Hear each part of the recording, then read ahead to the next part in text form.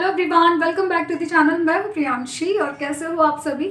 I hope आप सब लोग बिल्कुल ठीक होंगे। सो गाइस, आज की वीडियो का टाइटल देख के आप समझ गए होंगे कि आज मैं किस बारे में बात कर रही हूं। जैसे कि मैंने अपनी प्रीवियस वीडियो में आपको बताया था, तो आज मैं बताऊंगी कि नेफ्रोटिक सिंड्रोम किस तरह की बीमारी है, क्या इसके लक्षण है और क्या इसका इलाज है। तो चलिए वीडियो स्टार्ट करते हैं। सो गाइस, नेफ्रोटिक सिंड्रोम एक किडनी से रिलेटेड बीमारी है, क्रॉनिक किडनी डिसीज जिसे कहा जाता है। ये बीमारी 2 से लेकर 6 साल के बच्चों को ज़्यादा इफेक्ट करती है। ये बीमारी जेनेटिक बिल्कुल नहीं है। ऐसा नहीं है कि आपके फैमिली में किसी को नेफ्रोटिक सिंड्रोम है तो आपके आने वाली पीढ़ी में भी किसी को ये होगा। ये एक सेपरेट बीमारी है। किसको होती है, क्यों होती है, आज तक इसका कोई वैलिड रीज़न किसी ने नहीं दिया है, ना ही एलोपैथी ने, ना ही होम्योपैथी ने। किसी को पता ही नहीं है कि ये बीमारी क्यों होती है, क्या इसके रीज़न है। सिर्फ इसका इलाज और इसके लक्षण ही सब जानते हैं। जेनेटिक ये बिल्कुल नहीं है। 2 से 6 साल के बच्चों को ये ज़्यादा इफेक्ट करती है और इस दौरान बच्चा ज़्यादा बीमार रहता है, वीक रहता है और हम इस बीमारी को पहचान नहीं पाते हैं। इसके लक्षण क्या है?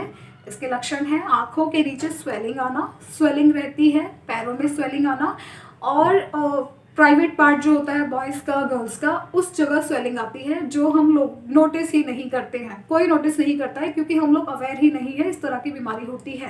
प्रोटीन लॉस होता है यूरिन में जिसे हम जज नहीं कर पाते। हमें नहीं पता कि प्रोटीन कैसा दिखता है, कैसा लॉस होता है, क्योंकि ऐसा कुछ नहीं है कि यूरिन कुछ अलग तरीके से हमें पता चलेगा कि हम उसे एक तरह से जान पाए कि इस तरह की बीमारी है। नॉर्मल जो रूटीन है वो चलता रहता है बच्चे का, हम नहीं समझ पाते हैं। इस बीमारी का मोस्टली पता हमें लास्ट स्टेज पे चलता है जब पूरी बॉडी में स्वेलिंग आ जाती है। अब स्वेलिंग कब आती है गाइस?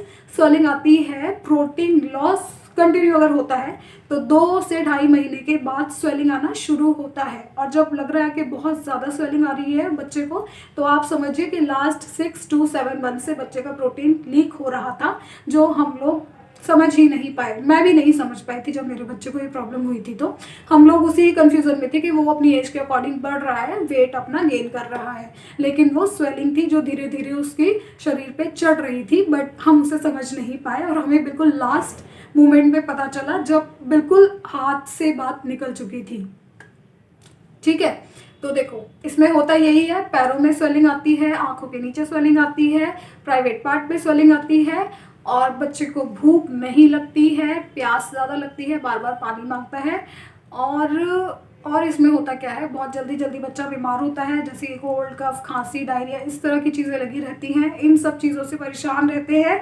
हमें लगता है कि एक नॉर्मल सा इन्फेक्शन है जिसके लिए हम डॉक्टर से दवाई ले लेते हैं और डॉक्टर भी इस चीज़ को अंडरस्टैंड नहीं कर पाते क्योंकि उस लेवल तक कोई नहीं सोचते हैं डॉक्टर के यूरिन के थ्रू भी प्रोटीन लीक हो सकता है।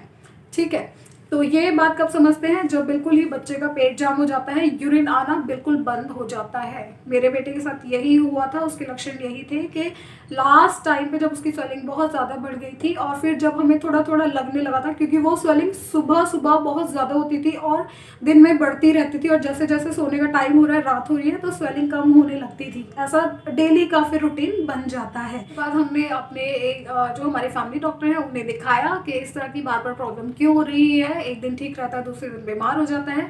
तो उन्होंने फिर उसके कुछ ब्लड टेस्ट और यूरिन का टेस्ट डॉक्टर के थ्रू प्रेस्क्रिप्शन में दिया। उन्होंने हमने टेस्ट कराया तो उसके ब्लड में प्रोटीन नहीं था और जो उसका यूरिन था उसमें प्रोटीन लॉस हो रहा था, यानी कि उसके जो ब्लड में प्रोटीन था उसकी मात्रा बिल्कुल कम थी, ना के बराबर थी, और जो यूरिन था उसमें प्रोटीन उसका जा रहा था। तो उससे कंफर्म हुआ कि ये किडनी से रिलेटेड बीमारी है। प्रोटीन हमारे शरीर में होना बहुत ज़रूरी है। हमारी पूरी बॉडी प्रोटीन पर डिपेंड है। हमारे शरीर को अगर कोई चलाता है, खिलाता है, फैलाता है, या हमारे अंदर जितनी भी स्ट्रेंथ आती है वो प्रोटीन ही हमें देता है। तो हमारे शरीर में प्रोटीन की ज़रूरत बहुत ज़्यादा होती है।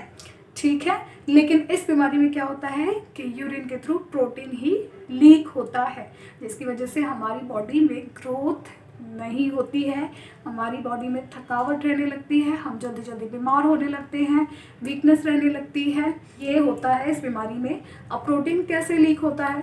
प्रोटीन लीक होता है हमारी बॉडी में जो किडनी होती है वो क्या काम करती है? फिल्टर का काम करती है, एक फिल्ट्रेशन का काम करती है। हमारी किडनी में कुछ फिल्टर होते हैं वो जो छलनी का काम करते हैं। ठीक है, फिल्टर मतलब जो हमारी बॉडी में वेस्ट मटेरियल होता है, वेस्टेज होती है, उसे यूरिन के थ्रू बाहर निकालने का काम किडनी करती है। ठीक है, और हमारी बॉडी में जो रिक्वायरमेंट है, ज़रूरत है, यानी कि प्रोटीन, वो हमारी बॉडी में प्रोटेक्ट रखती है। ठीक है, लेकिन जब ये बीमारी होती है हमें, तो क्या होता है कि वेस्ट मटेरियल के साथ साथ यूरिन में प्रोटीन भी लीक होने लगता है। अब वो कैसे लीक होता है, एक एग्जांपल के थ्रू मैं आपको समझाऊंगी। हम लोग घर में चाय बनाते हैं, तो जब चाय बनाते हैं तो चाय में छलनी के थ्रू चाय को छाना जाता है, और छलनी के थ्रू चाय नीचे निकल जाती है, और जो वेस्ट होता है जस्ट लाइक चाय पत्ती, अदरक या जो भी मटेरियल आप डालते हैं चाय में, वो छलनी के ऊपर रह जाती है। ठीक है, वो जो छलनी के ऊपर रह जाती है, यहाँ पे आप उसको प्रोटीन समझ सकते हो, और जो चाय होती है उसे वेस्ट मटेरियल समझ सकते हो।